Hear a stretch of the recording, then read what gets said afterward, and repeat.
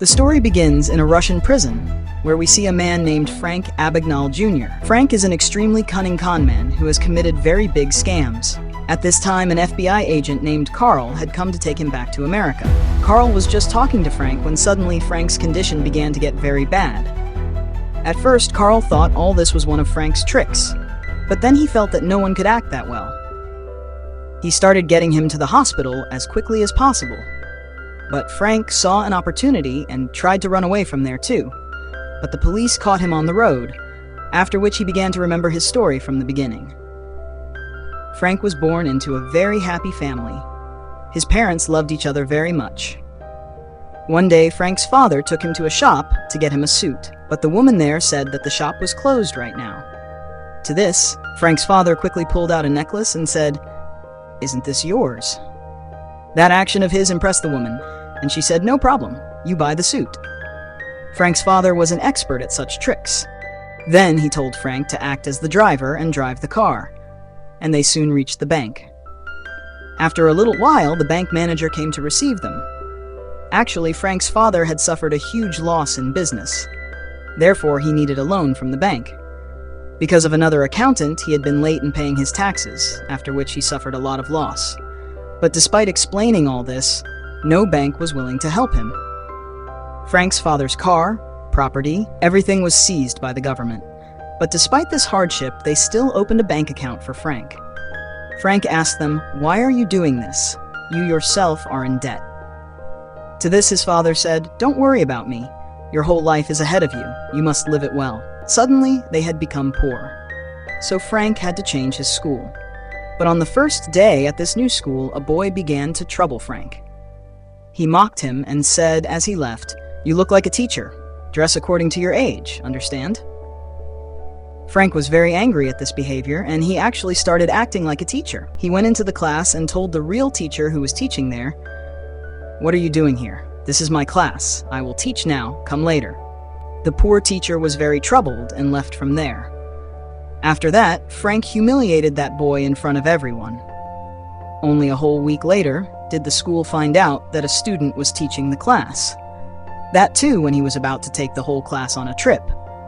After that, Frank's parents were called to his school. His father was very serious in front of the principal, but later laughed a lot about it with Frank. One day when Frank came home, he saw someone else in his mother's bedroom. That man worked with Frank's father. His mother tried very hard to show that nothing was going on and even gave him a little money saying, "Here, son, buy something for yourself." But Frank had understood everything. A few days later, Frank's parents decided to separate. The lawyer asked Frank, "Do you want to stay with your mother or with your father?" Seeing his family fall apart before his eyes, Frank became very sad. He could not bear to see all this anymore. He ran away from home to another city. He did not have much money, just a bank account and his checkbook. He started rapidly writing checks and giving them to hotel owners. But when the checks slowly began to bounce, the hotels kicked him out. Then one day, sitting idly, he got the idea that checks could be altered. This was some time ago, so technology was not very advanced then. Taking advantage of this, Frank slowly began making fake checks. He would write different people's names on the checks and get them cashed. And if the bank manager refused to give him cash, he would confidently use his father's old tricks, like that necklace trick, after which his work would get done. But slowly his scam began to get caught. Now his checks were not working at any bank. Then one day, Frank's eye fell on a pilot standing outside the hotel. Everyone was giving that pilot a lot of respect. Seeing this, Frank got the idea. Why don't I become a pilot? Not a real one, a fake one. Then everyone would respect me and my checks would be cashed very easily. So he disguised himself as a fake reporter and went to the airport and told the officials there, "I'm writing an article on pilots. For this, I need to know some important things." He found out everything about where pilots got their uniforms, and he called there saying, "My uniform is damaged. Can I get a new outfit stitched?" After a few tricks, Frank bought a nice uniform. He was going to pay by check, but the employee said, "I only need your pilot ID. Then you won't need to pay any money. We will take it from the airline ourselves." Frank had already made his fake ID, and he got the uniform for free. After this, Frank went to the bank to cash his check. The bank where no one had given him any respect. Now the manager himself came to him and cashed his check. Then he learned from a hotel that he could get not just small, but large amount checks cashed as well. But it had to be his salary check. After this, Frank also began making fake salary checks. He would take the airline logo from toy planes and stick it onto the check. Then he would take the salary check to the bank. But the manager said, "Sir, you can get this cashed directly at the airport." At the airport, Frank could cash checks at any time, and he liked this very much. The receptionist there asked him, "Are you flying with us today?" Frank said yes, so she took him directly inside the plane. Sitting in the plane was free for pilots. Frank was not a real pilot, so he felt very scared. But he still showed a lot of confidence in front of everyone. Then he went to a beautiful air hostess and asked her, "Is this your necklace?" With his father's trick, he impressed the girl. Frank looked a little older than his age, and no one suspected that he was not a 22 to 23-year-old real pilot. Frank was enjoying his life to the fullest. He even started flirting with a bank manager and began to understand the whole system, where checks come from, where they go, how account numbers are assigned. He found out everything. He learned that typewriters were used to encode bank checks, so he bought exactly the same second-hand typewriter. Frank was no longer doing amateur fake work. His work had become very professional. Gradually, he started withdrawing larger and larger amounts using checks, and his fraud became bigger and bigger. News of his activities reached the FBI, and the case was assigned to an agent named Carl. He took his job very seriously. One day, Frank met his father, whom he often wrote letters to telling what he was doing these days. Frank's father believed his son had really become a pilot. He was very proud of him. Frank said, "The government took everything from you, so I bought you a car with my earnings, the same kind James Bond drives in the movie." But Frank's father said that after the tax scandal, the government was still after him. "If I take this car, then in a few days they will take even this car away from me too." Frank's father's store had also closed. He was living in hardship. Frank offered to give him money, but he said, "I cannot take money from you." Frank had understood the country's system very well. He would cash checks from one state in another state.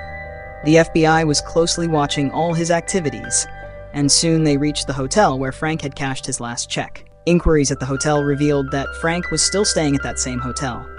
He had been there so long that everyone at the hotel knew him. Carl went straight to Frank's room with a gun. Frank understood that if he did not show some trick, he would be caught, and he acted in front of Carl like, "Yes, yes. Calm down.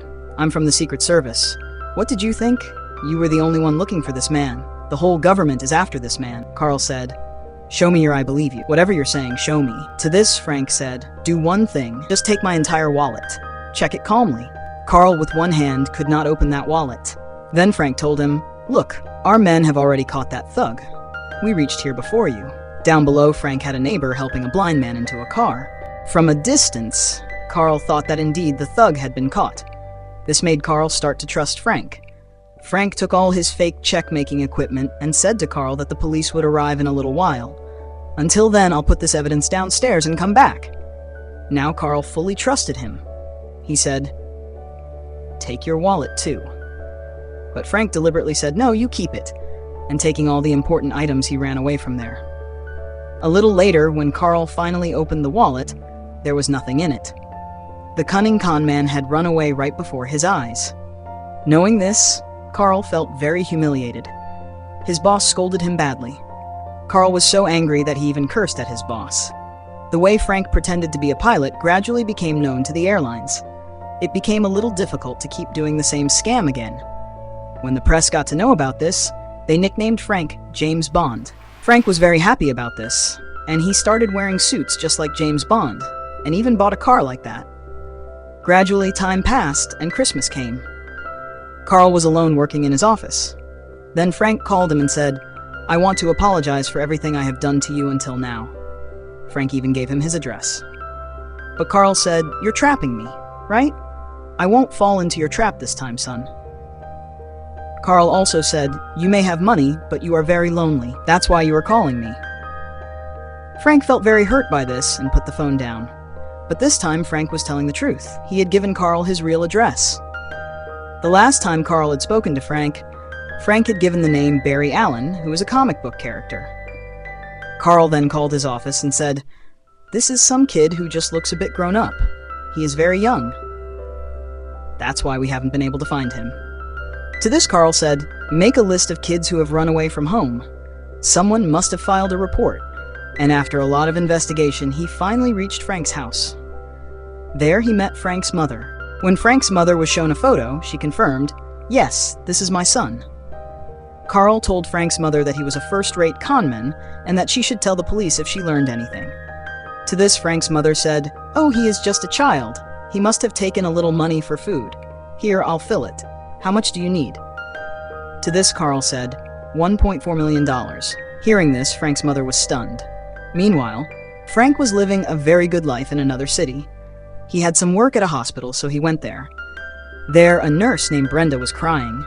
She had been scolded by a doctor for something. Frank comforted her, saying, "Don't worry, you're amazing. That doctor is crazy." During this, an idea came into Frank's mind. He asked Brenda if there were any job vacancies there. Actually, becoming a pilot had become a bit risky, so Frank thought, now I'll become a doctor. He even made a Harvard degree somewhere and went for an interview. The doctor there thought that, "Sir, you will work in our small hospital." Frank had learned how to behave by watching movies about different doctors, so he answered, "Sir, I don't want to work in big cities. I want to help people in small towns." After that, he quickly got the job.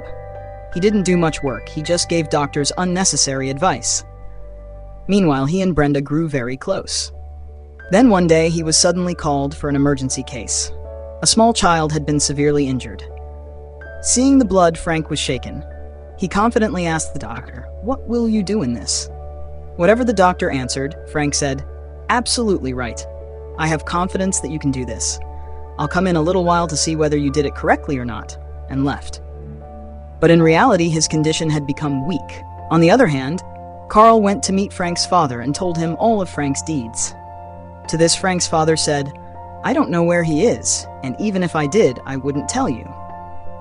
Carl realized the father and son were very close. Surely he must be sending letters. He calculated from the letters lying there where Frank might be staying. Now he was going to go there with the police. Meanwhile, Frank and Brenda had fallen in love with each other. One day, Brenda suddenly began to cry. She told Frank that she had once had an abortion, after which her father had thrown her out of the house. To this, Frank thought for a moment and said, "Look, if I ask your father to marry you, will he accept you?" Brenda liked this very much. Then Frank went to meet Brenda's father.